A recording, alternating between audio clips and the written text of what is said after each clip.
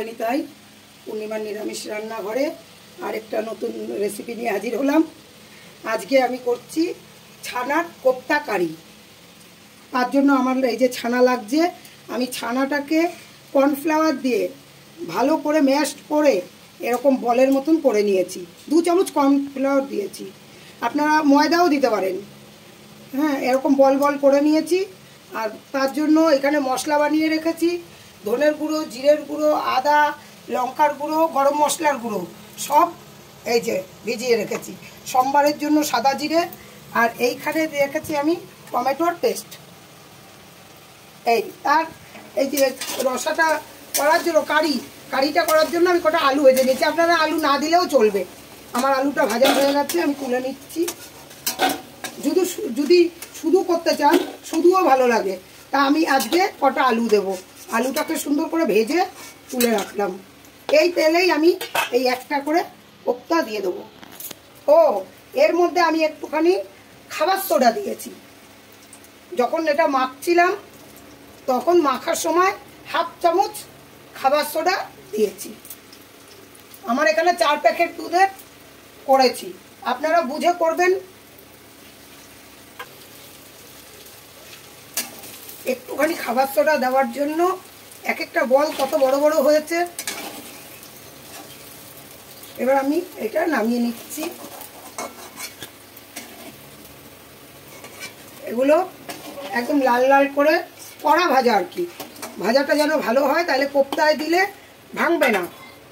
কত ছোট ছোট বল ভাজলে কত বড় বড় হয়ে যাচ্ছে।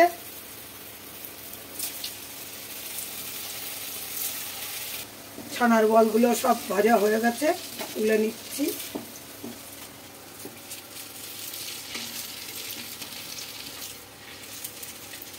এবার আমি তেলটা কমিয়ে নেব। অনেকটা তেল, এতটা তেল আমার লাগবে না। আমি তেলের মধ্যে সাদা জিরে দিয়ে দিচ্ছি পরিমাণ মতন। আর এবার আমি এই মশলাটা দিয়ে দেবো। এর মধ্যে নুন হলুদ সব দেওয়া রয়েছে, আমার আলাদা করে নুন দিতে হবে না। আর এই টমেটোর পেস্টটাও আমি দিয়ে দিচ্ছি।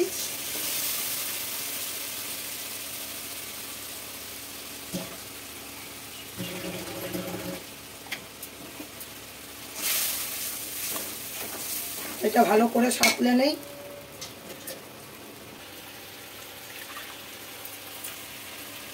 মশলার জলটাও দিয়ে দিলাম বাটি ধুয়ে।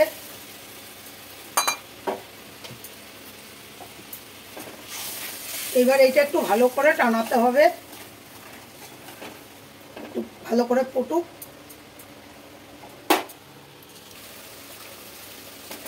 আমার মশলাটা টানানো হয়ে গেছে, তেল ছেড়ে দিয়েছে। তেল যখন ছেড়ে দিয়েছে তার মানে আমার এটা হয়ে গেছে। আমি এবার একটু জল দিয়ে দিচ্ছি, 1/2 বাটি জল দিয়ে দিলাম। এবার আমি আলুটা দিয়ে দিই, আর কোপ্তাটা পরে দেবো। আলুটা দিয়ে দিচ্ছি। কোপ্তাটা যখন ফুটে যাবে তখন কোপ্তাটা দিয়ে আমি নামাবো, তাহলে সেটা খুব ভালো হবে। এই আলু ভাজাগুলো দিয়ে দিলাম,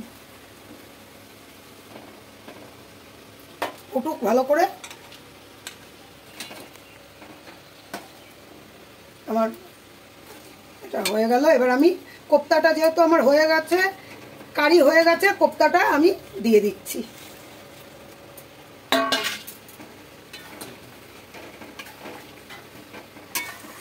আজকের রেসিপি আমার কোপ্তা কারি, ছানার কোপ্তা কারি।